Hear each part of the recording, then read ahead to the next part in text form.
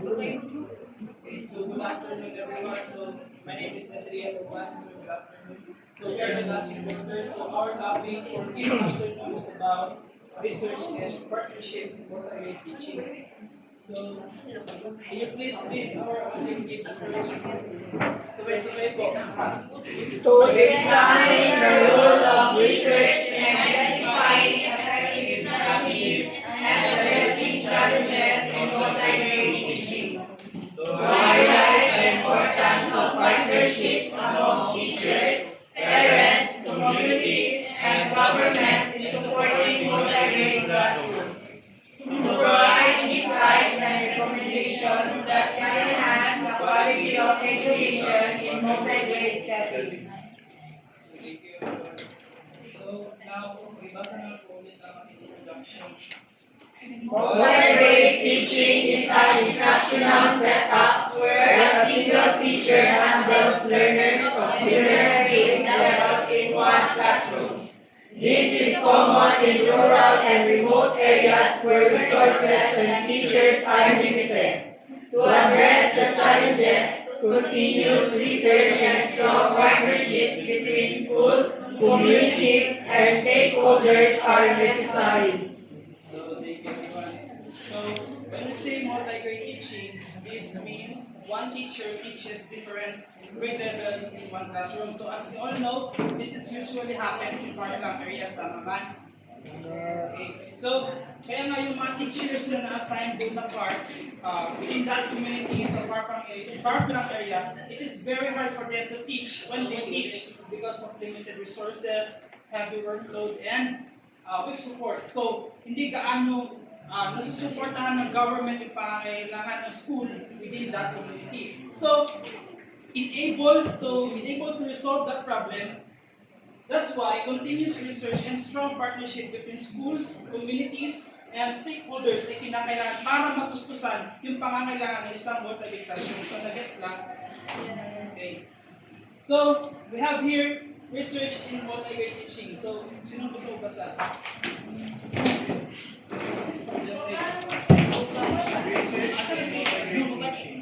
Research plays a vital role in improving multi-grade instruction. Studies show that multi-grade teaching requires innovative methods, flexible curricula, and learner-centered approach. Key research finding include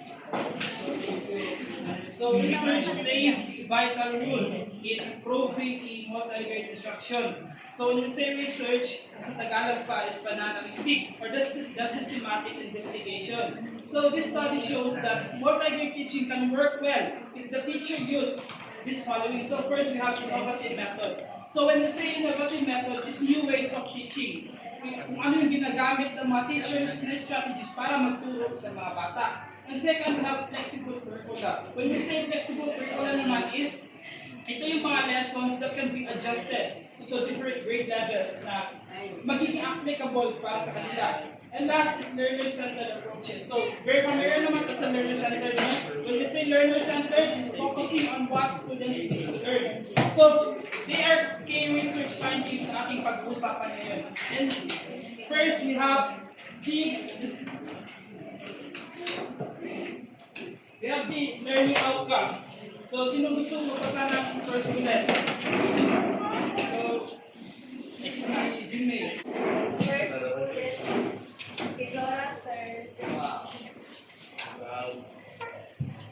Learning outcomes. Research indicates that with proper strategies, multi-grade learners can achieve results comparable to monograde students.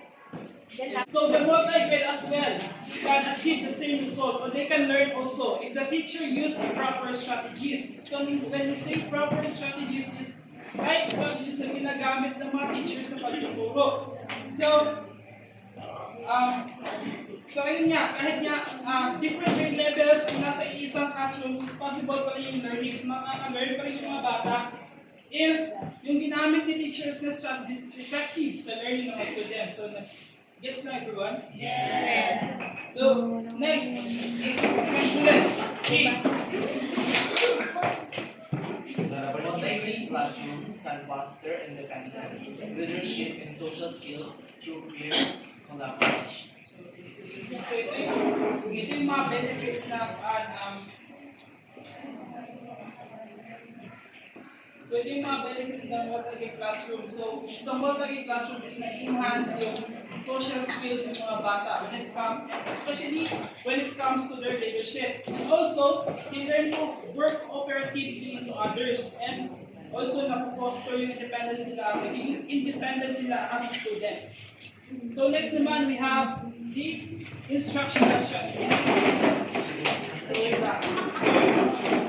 As what you can see, guys, itong thematic approach, differentiated instruction, and cooperative learning and peer tutoring is na-report na siya ng ibang reporter, tama ba? Yes. So ngayon, ang gagawin natin is we will go into report it na lang. So, first, ulit, sino gusto pa siya? Dito. Cooperative learning virtually help staff in grade levels.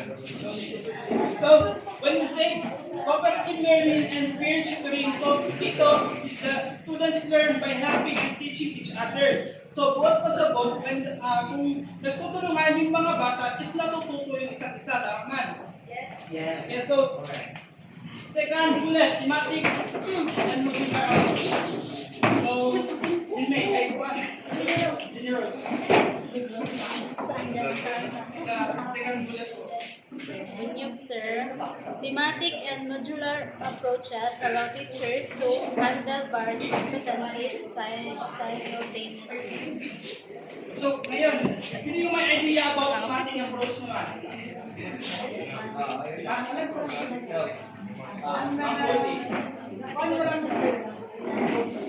Ang nalala ko sa ating mga isang single team lang.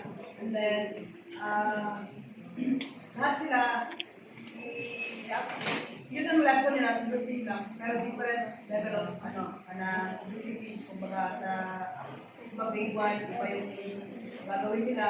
And then, grade 2 pa rin sila, yung nila. So, tama yung sinabi ni Mako. So, thematic approach, isang team lang siya, but binibigay siya sa different grade levels na dapat applicable lang sa kanilang learning. So, next is differentiated instruction. So, wala. Differentiated instruction.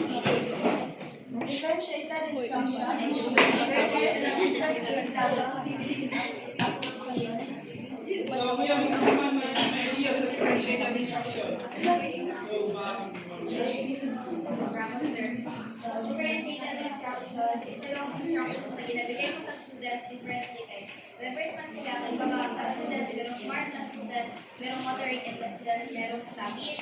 So, kapag gusto mo sila i-help na mag-grow, syempre, ibigyan mo sila ng differentiated instruction. Like for example, sa mga talino, bigyan natin sila ng medyo hard na mga tasks. Ganun din sa moderate or bigyan natin sila ng standardized. And sa mga sluggish naman, syempre, bigyan natin sila ng more assistance, yung mga matadali lang na task hanggang sa nag-grow din yung mga ginagawa natin. So, tama yung sinabi ni Mikey. So, nag-guess na natin siya yung instruction. Okay na? Okay.